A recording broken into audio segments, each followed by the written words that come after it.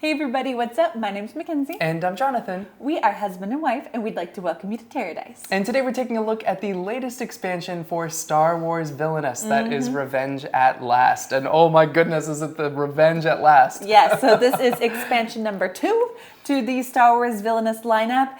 And Star Wars has always been kind of the last for me with all the Villainous, but this expansion might just have changed my mind. So if that sounds like something you might be interested in, then just keep watching. Now, if you've stumbled upon this video and you don't know what Villainous is, I don't know how you found us, but welcome to the channel. Now, this is a game where you get to live out the dreams of every baddie in movie history, whether it's Star Wars or Marvel or Disney, and you get to see what would happen if you won and you did it your right way. You get to kill the good guys. That's a whole lot of fun. Vanquish them, not kill them. Yes. Anyway, so this is Revenge at Last. And now we have a 2-character pack. We have Darth Maul and Captain Phasma.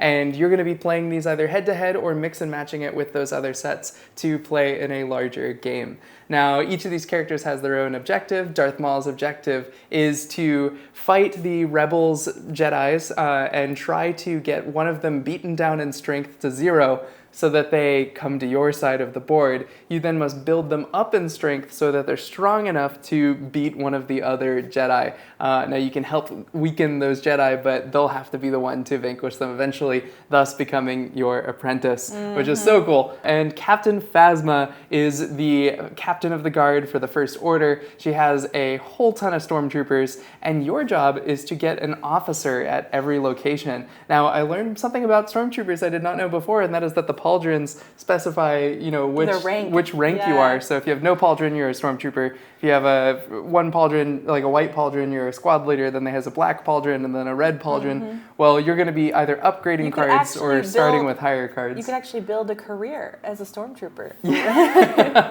Anyway, so I did have them in front of me too. You get these like stormtrooper cards, which you could start with the red pauldron, which would be cool. But you could also put these little like tokens on them to upgrade them as well. Yes. And that is her goal. Once she's done that, she wins the game. So Darth Maul has been anticipated for a while. Everyone has been wondering, when is he going to make his appearance?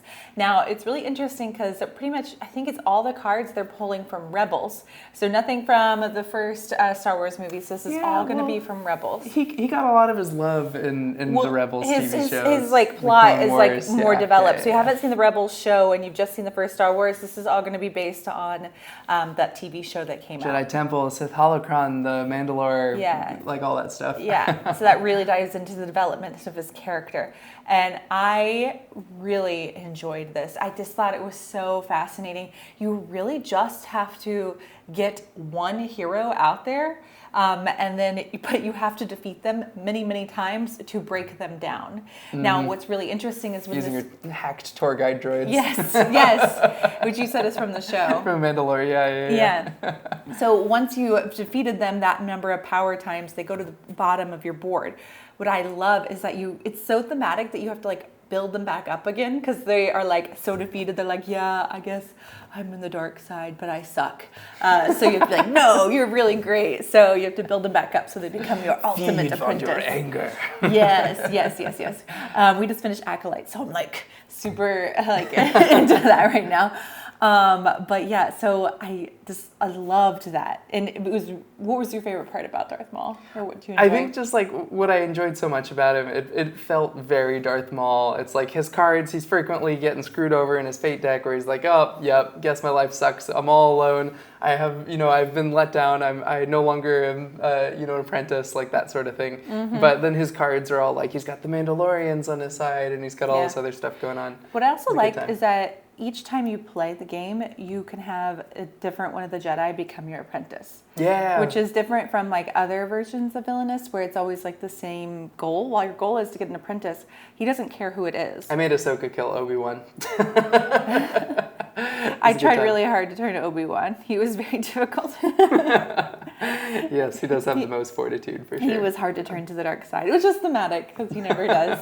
Yeah, so like that's all the positives, and there's lots of positives, but let's go ahead and dive deeper into Captain Phasma. Yeah, Captain Phasma, I am just like so amazed by this character. I like the first time I played it, I was like, this is so hard because I didn't understand how she was supposed to get all these pauldrons out there. There's these undercover agents that keep demoting my soldiers, and you lose your troopers in battle, and you have to try to retain them as best you can. At first play, we thought that she she would do better at a more than a 2-player game. Yeah, because she cares about conditions and stuff happening on other people's turns. Yeah. But you changed your mind now. Oh yeah. Once I figured out how to play her, then I was like, okay, now I see what's going on. Honestly, she just like, you have to just pile on the bodies, just like play stormtroopers left and right until like you get enough out there, then you're gonna like sacrifice some of them to promote your other ones. You're then gonna like rush to try to get those pauldrons towards the end. Yeah. It's really kind of one of those sneak up victories where you can really get a good strong foothold if you get the right cards out.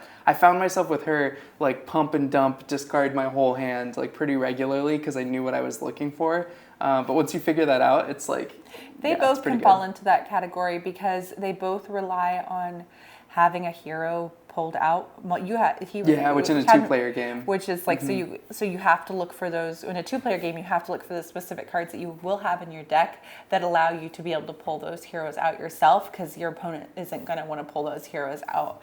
So there is the ability to do that. Now, what I thought was interesting for both of them is you were saying that like you eliminate your own allies. That's the same for Darth. That's the same for Darth Maul. So they both don't mind. Like Darth Maul was like, you can eliminate a hero and ally, but like they just get like kicked out. Yeah. So they both. And your Mandalorians are going back to your hands, which is nice too. Yeah, this is where it's different from like Disney, because Disney doesn't really kill their allies as much that I can think of, but Star Wars, they're like, I don't care. I'm the enemy of your enemy. You all die. As long as I win. Yeah. Now, another interesting thing was you had 2 ships and 2 ships. Yes. Phasma's deck had 1 ship and 2 ships, so I only had 1 ship, which meant if both those ships on the Fate deck ended up coming out, I'd have a hand restriction, which is kind of interesting. But she has a way to get her other ship back by playing Hux, and so you could get it back. Yeah. So what is interesting about this is it's important to note that these are not beginner friendly. These are hard. So if you're looking for a challenge, which I think Star Wars in general is a step up from Disney Villainous. So, but like we were playing for a long time. It's the first game was well over an hour and a half. Yeah. And like I was just like, but it didn't feel like stalemate-esque. I wasn't just like, let it end, because we just kept going back and forth. But no, we were like both going back and forth, trying to win these games. Yeah.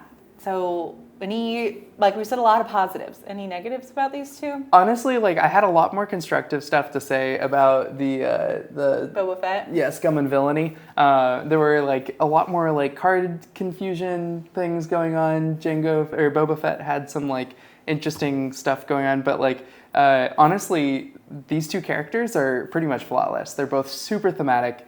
Like, oh my gosh, are they fun? Haven't had mechanics quite like this before. They're super fun to play. I originally said that like if I had to box them in a box, Disney Villainous was sort of the most thematic, follow the characters one, and then Marvel Villainous was the most fun, chaotic, like 4 to 5 player one, was my opinion. And then Star Wars Villainous was the most competitive one because it had a little bit more tempo game, a little bit more like, okay, I have now 2 different kinds of resources. I really enjoy it, but it really brings up the complexity. These characters met that bar for like best thematic too. It's like they really figured out how to get the theme integrated well. Yes, and it really enjoyed that. The language, as far as I could tell from playing, it seemed very consistent. So it seemed like a lot of the kinks from maybe some of the others had worked out. Cards are so much clearer. So the minis, the little figurines that comes with this, so I'm jumping into arts and components. They're like just straightforward. There's nothing like super artistic coming with about them. The Target one is going to have like a fun look with Darth Maul. We are playing the non-Target version, but they're pretty straightforward. Captain Phasma, I thought at first was Darth Vader, so there is like they do look really close. They look very close. Not a huge fan of the Phasma mini. I feel like they could have done a lot more with it. I wish they'd done her in a different color, like white or something. Yeah. I do really like Maul though. He's got this, when he glows through him, I think I got a shot of like these glowing eyes. He looks really cool. Yeah. Now let's go into, so that was that. And so let's talk about art. So in the past, when Star Wars Villainous first came out, it really struck us as surprising because the art style is different. It's not all like as custom art being created. This is going to be like a lot of paint over screen grabs, but and it's not as cohesive because some of it's from the films and some of it's from the animated series. Yes, so they tried to find like a nice balance, but I think this was, as all of the Star Wars that have come out so far, this felt the best. Yeah, for sure, definitely. I mean, so Maul's deck was all like Rebels, the Clone Wars stuff, so it was all from the animated series. They still painted over and did like some nice paintings and I think some original frames too. From the like Phasma deck, it's like a lot closer to the movie. You can kind of like remember where that happened in the film.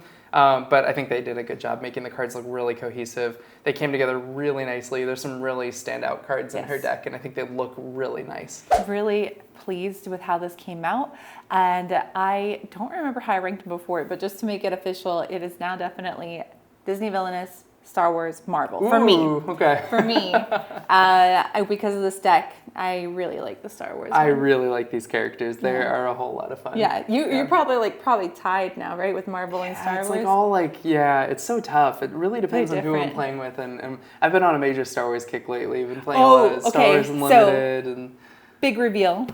This is how much of a Star Wars kick Jonathan is on. Got my new tattoo.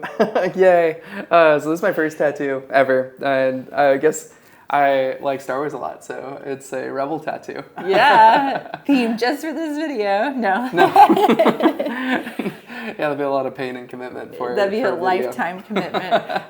We're dedicated to the channel, but I don't know about that dedication. Yeah. But he is dedicated to Star Wars. Yeah. Big fan. Yep. Big fan. Anyway, super pleased. Nothing could have been different about this. As a 2-character expansion, I give it a 10 out of 10. It's as good as it gets for Villainous. Yeah, those are our thoughts, but we'd love to hear from you. If you get a chance to play Revenge at Last, I'd love to know what you think of these 2 characters. It's just 2 people's opinion, but it is pretty great. Yeah, but thank you so much to Ravensburger for providing this advanced copy for us. We loved the chance to get to check it out, and we'll see you guys next time.